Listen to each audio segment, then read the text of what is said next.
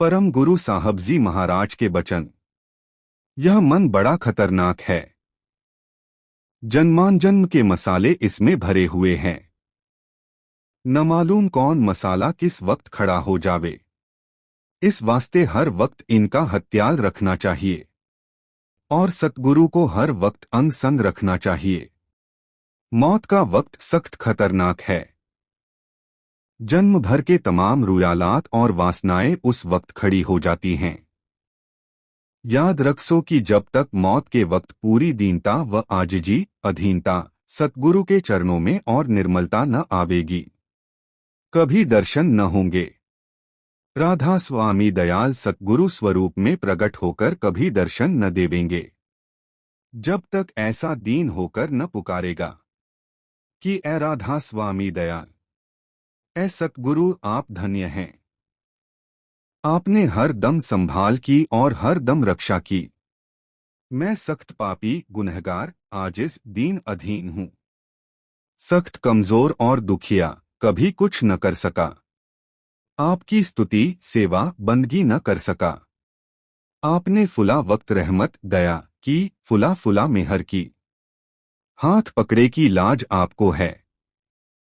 आप सुध लीजिए, सहायता कीजिए। जिस वक्त ऐसा अंग मौत के वक्त आवेगा, फौरन दर्शन होंगे। और अगर जरा भी अभाव सतगुरु में आया, तमाम उम्र की कमाई खाक में मिल जावेगी।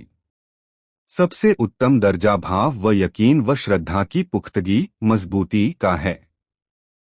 रूप व बसंत का किस्सा याद होगा कि आपस में बड़ी मोहब्बत व प्यार और गहरा दोस्ताना था। एक दम के लिए जुदा न होते थे। हरचंद कोशिश की गई, कुछ पेश न गई। आखिर एक बड़ी औरत ने कहा कि 10,000 रुपया लेंगी। रानी ने मंजूर किया। बुढ़िया ने एक निहायत बेशकीमत पालकी ली और बेशकीमत मोती की झालर डालकर जहां शाम को वह सैर को जाते थे। 8 आदमी बावदर्दी वर्दी पहने हुए लेकर बड़े कर्रोफर चमक दमक से उस रास्ते पर चली। रास्ते में चालने पर नौकर ने बसंत को, जो कि वजीरजादा वजीर का बेटा था, इशारा किया कि रानी साहिबा याद करती हैं। वह गया। पालकी का थोड़ा पर्दा उठाकर बड़ी तेजी से पास बुलाकर चंद कदम साथ साथ ले गई और कहा कि तुम वजीर के लड़के हो, क्या कर रहे हो? फिर कहा कि अच्छा जाओ।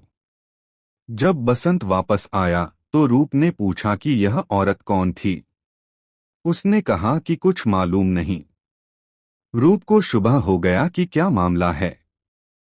बसंत ने कसमें खाई कि कोई बात नहीं हुई, न मालूम वह कौन है। लेकिन रूप को यकीन न आया। कहने लगा कि तुम तो बातें करते थे और सिर हिला हिलाकर जवाब दे रहे थे। गरजे की रूप का शक पुख्ता हो गया कि कुछ दाल में काला है। कोई अमीर औरत थी, यह भेद नहीं बतलाता।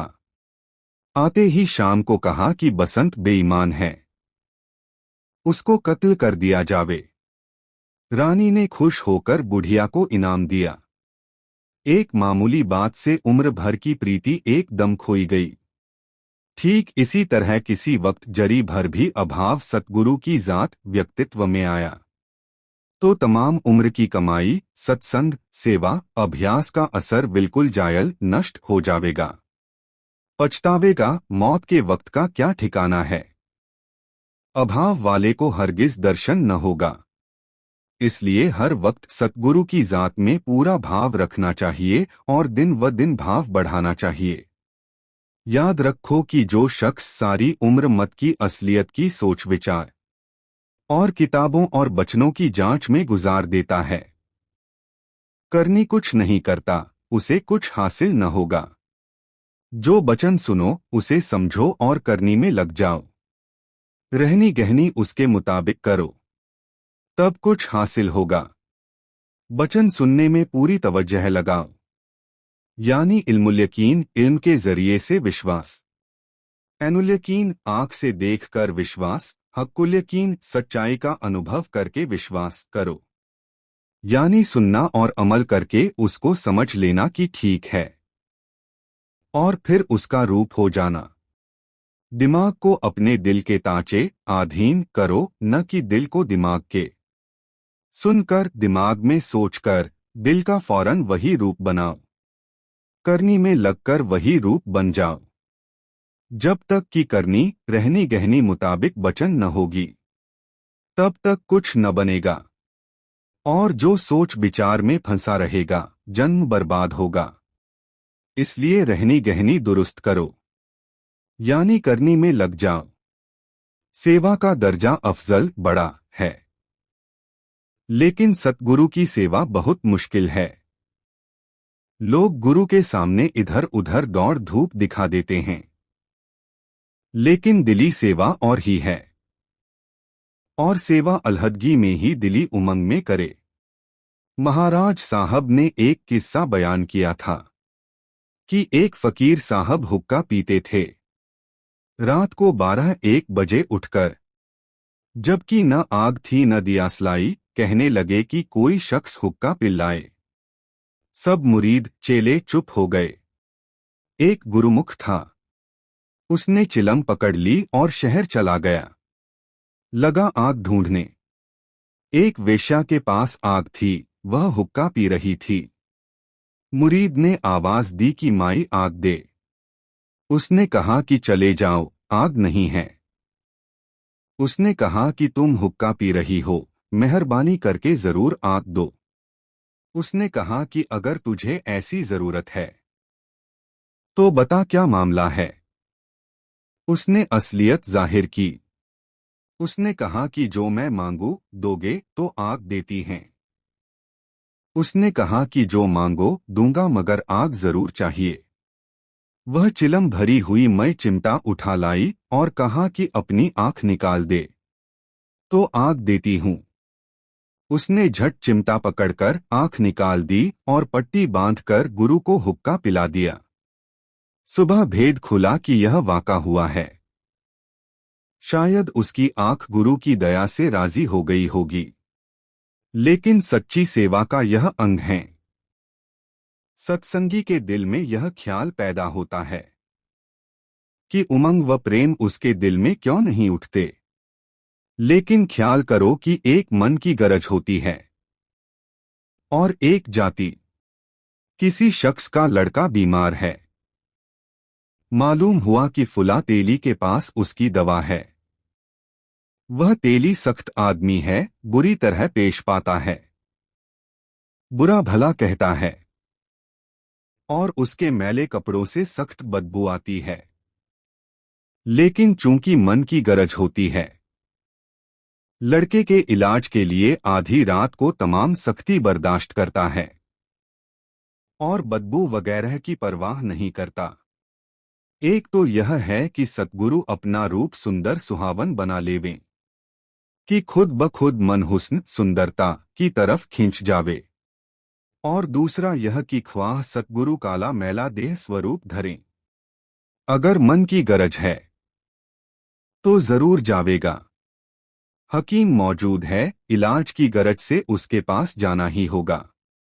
लेकिन सच्ची बात यह है कि सतगुरु को जो वस्तु प्राप्त है, जो दांत उनके पास है, जिस शख्स को उस वस्तु या दांत की सच्ची ख्वाहिश है, वह सतगुरु के पास जावेगा, ठहरेगा और सच्ची सेवा में लगेगा। यानी सतगुरु के पास सच्चा मालिक मौजूद है और उनका मालिक से मेल है। मालिक की सच्ची तड़प वाला सच्ची उमंग से लगेगा। सतगुरु के वचन लीला विलास तो सबको प्यारे लगते हैं, लेकिन सतगुरु किसी बिरले को ही प्यारे लगते हैं। ऐसा वचन सार वचन में है और यह बिल्कुल दुरुस्त है। वचन विलास तो मन बुद्धि का रस है। बुद्धि सोच विचार में लगकर रस लेती है, लेकिन यह सूरत की सच्ची तड़प और उमंग नहीं है। जब सतगुरु प्यारे लगें तो सूरत की तड़प है। यह तब हो सकता है जब किसी को जन्म मरण 84 और दुखों से पूरा खौफ हो गया हो, वह नजात मुक्ति चाहता हो और सच्चे मालिक से मिलने की उमंग पैदा हो जावे। तब यह सद्गुरु खोज करके सच्ची सेवा में लग जाएगा। जब तक यह हालत है कि इंद्रियों के विषय भोग में लगा है और कुछ कुछ सेवा सत्संग अभ्यास भी कर लेता है, कुछ हासिल न होगा। एक म्यान में दो खड़क कभी नहीं रह सकती हैं। सच्ची तड़प वाले को कहाँ चैन और कहाँ विषय भोग विलास पसंद आता है। वह तो दिन रात सतगुरु के बिरह में लौलीन हो रहा है। सतगुरु उसके हैं और वह सतगुरु का है। जब संसार को कतई नाशमान समझ लिया और संसार के दुख क्लेश और तपों की अग्नि देखकर बेजारी दुखी हो गया, पूरी तड़प सतगुरु के खोज की लगी कि ख्वाह चाहे जान भी जाएं सतगुरु से मिलूंगा। और फिर सतगुरु खोज कर चरणों में लगकर और सत्संग करके कुछ न कुछ पहचान आ गई तो वह भी विषय भोग की तरफ नहीं देखेगा। भूख प्यास तक की उसको खबर न होगी, चिपट कर सेवा में लग जावेगा, दिन रात बिरह प्रेम की अग्नि में जलता रहेगा। सिवाय सतगुरु के 8 पहर उसको कुछ न भावेगा। ऐसा गुरुमुख सेवा का हकदार है और सच्चे मालिक का प्यारा है। सतगुरु उस पर कुर्बान हैं, उसके हैं। और जब तक मन इंद्री के भोग विषय रस स्वाद में पड़ा है, सत्संग सेवा अभ्यास भी मन की गरज से कर रहा है, कुछ हासिल नहीं होगा। लेकिन घबराने वाली बात नहीं है। यह इब्तिदा प्रारंभ है और इसी से करते करते वह हालत एक दिन आ जावेगी। राधा स्वामी दयाल ने बागीचा लगा दिया है और वह सींच रहे हैं। अभी पौधे पैदा हुए हैं। वह जरूर सींचते रहेंगे और सींचते सींचते पौधे पूरे जोबन में आवेंगे, सतगुरु के प्यारे होंगे। वैसी ही सच्ची तड़प सच्ची ख्वाहिश होगी और पौधे गुरुमुख हो जाएंगे। राधा स्वामी दयाल जरूर ऐसा करके छोड़ेंगे।